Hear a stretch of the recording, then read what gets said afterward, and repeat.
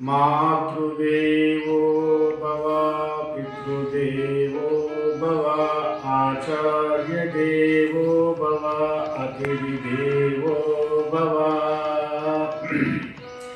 गुरुर्ब्रह्मा गुरुर्विष्णु गुरुर्देवो महेश्वरः गुरु साक्षात् परब्रह्मा तस्मै श्री गुरवे नमः। काशी क्षेत्र निवासस्य श्री काशी गुरुनाथं गुरुं भजे। सर्वात्मस्वरूपस्य सदानन्दराजयोगीश्वरं गुरुं भजे। कलमुगन्न अर्थंबु इलन सत्यं वाये कल इरुकलु कल्लयनि तेलितेट परచిన नागदासार्य गुरुं भजे। भगवद्गीत पुरुषोत्तम प्राप्ति योगము రెండవ శ్లోకము అదర్చోర్ధం ప్రసుతాతస్య శాఖా గుణ ప్రబుద్ధ విషయ ప్రవాళః అదచ్చామూలాన్యనుసంతతాని కర్మానుబంధేని మనుష్యలోకే. ఇందులో పద విభజన. అదచ్చోర్ధ్యం అద ప్లస్ ఊర్ధ్వం అంటే అధః అంటే కింది వైపునకు, చ అంటే మరియు, ఊర్ధ్వం అంటే పై పైకి. ప్రసుతాతస్య ప్రసుతః ప్లస్ తస్య.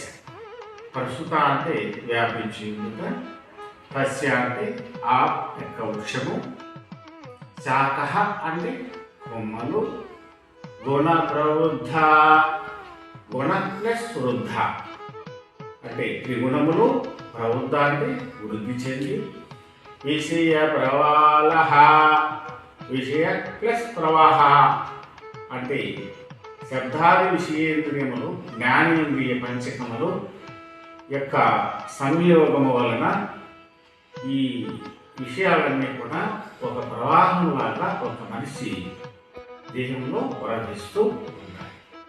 అదచ్య మూలాన్యనుసంతతాని. అద అంటే కిందికి, చ అంటే మరియు, మూలాని అంటే అహంకార మమకారం వంటి వాసన. అహంకార మమకారం వంటి వాసన. అనుసంతతాని అంటే అన్ని వైపులా, ఈ దేహంలో అన్ని వైపులా ఎక్కడ పట్టుకుంటా కానీ ఈ చేయవద్దంటే నాదంటాడు. అభిమానం అంటే ఏంటి? నాది నాది నాది అంటాడు అభిమానం. కన్నవద్దంటే నాది అంటాడు. మరి ఈ దేహం అంతటా కూడా వ్యాపించి ఉన్నాడు కదా. అనుసంధానంటే అన్ని వైపులా వ్యాపించి ఉండడు అని. కర్మానుబంధి. కర్మః బంధః. కర్మ అంటే మనము చేసేటువంటి ప్రతి ఒక్క పని కూడా కర్మే. ఆ కర్మ కారణం చేతనే మనిషి బంధములలో బంధించబడుచు ఉన్నాడు. మనుష్యలోకి అన్నాడు. మనః ప్లస్ లోకః. మనః ప్లస్ లోకః. మనః అంటే ఏంటి? మనసు. లోకః ఈ మనసు అనే దానికి ఈ మనసు అనే లోకానికి పరిమితి అనేది లేదు. సర్వము వ్యాపించి అంటే ఇంతవరకు ఉంది, ఇంతవరకు ఉంది, లేదు. ఎక్కడికి కావాల్సిన పోతుంది, ఎక్కడికి కావాల్సిన రాగలుగుతుంది. ఏమి ఈ మనసులో ఈ విధమైనటువంటి విషయేంద్రియములు, జ్ఞానేంద్రియములు, అహంకార మమకారములు ఇవన్నీ కూడా ఆ ఎడతెగని అనతెగని ప్రవాహముగా ప్రవహించి ఈ మనిషి కర్మలు చేసి ఆ కర్మలలో బంధించబడుతుంది. అయితే కర్మలు చేసి కర్మలలో ఎలా బంధించబడుతున్నాడంటే, అరే ఆ పని చేసింది ఎవరా అంటే నేనే అంటున్నాడు. నేను అన్నప్పుడు అదేమైంది? నీదే, నీ కర్మ. అలా బంధించబడుతూ ఉన్నాడు. అయితే దీని భావాన్ని ఒకసారి చెప్పుకుంటే, మనం ఈ అసత్త వృక్షము యొక్క శాఖలు గుణముల చేత, శబ్దాలు విషయేంద్రియముల చేత, జ్ఞానేంద్రియముల చేత, అహంకార మమకారములన్నిటి వాసనల చేత కొమ్మలుగాను ఈ దేహమంతటా వ్యాపించి ఉన్నాయి. అయితే ఈ అశ్వత్థ వృక్షము యొక్క ఆకులు ఏమిటి అంటే జ్ఞానేంద్రియములు.